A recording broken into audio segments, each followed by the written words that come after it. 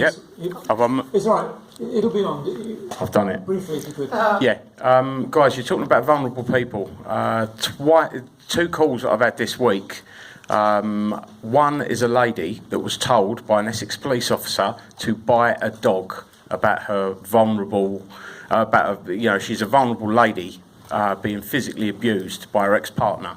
And she was told by one of your officers to buy a dog. That was the best advice he could give her.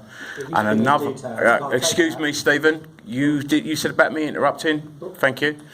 And also another lady that I spoke to, different lady, different circumstance.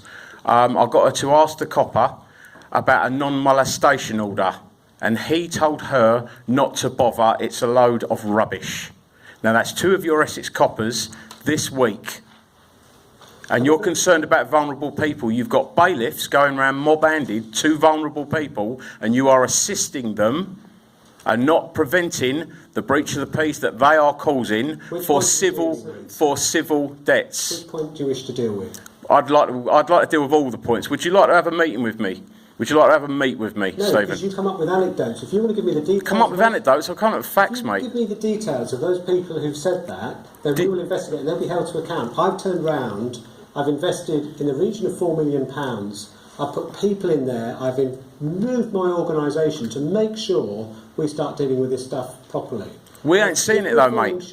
We ain't seeing you deal with it. Can I just make the point, Mr. Morris? There are 85 emergency calls to domestic abuse every day in Essex. I don't know how many complaints about service there are. I would guess really, you've got a feel for it. I would think a pretty small number. But I think if Essex Police were getting it that wrong, I would certainly be hearing about it from all. No, because you won't have meetings though, will you? You won't have meetings with people that are trying to point it out to you. We have lots of meetings. We have lots of correspondence. No, you won't meet me, will you? I will meet you if you. You will meet me.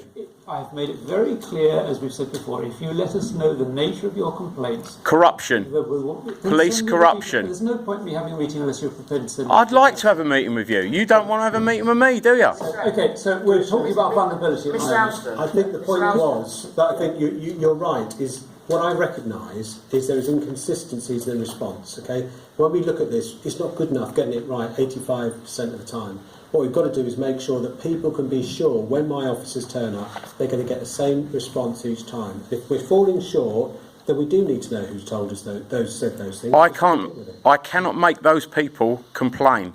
They are already very vulnerable and they're already switching off to all you guys. If they don't get any help on their initial... Can I finish, Nick? If they don't get any help... Is the microphone... Yeah.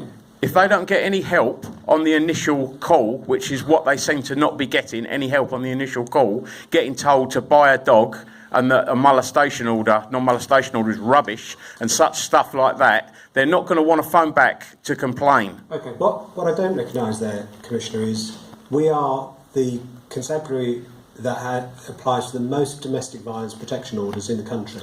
So my officers are applying for more of those orders to keep women safe in those first 72 hours, and they're taking them to court more than any other constabulary in the country. I think the only other two forces that beat us are the Met and West Midlands. Now that shows a real commitment from my officers. I'm paying for paralegals to present those cases at court so that domestic abuse victims can have confidence. Now, I recognise what the HMI say in that too often we're getting it falling short, but what I'm saying is compared to June last year, compared to July and August when those reports are taking place, we're trying to get better. What Essex is not saying is we're perfect. What we are trying to say is there's a real commitment to recognise we can't afford to fall short with those women. There's a question... Mr. Alston, please. Sorry, I'm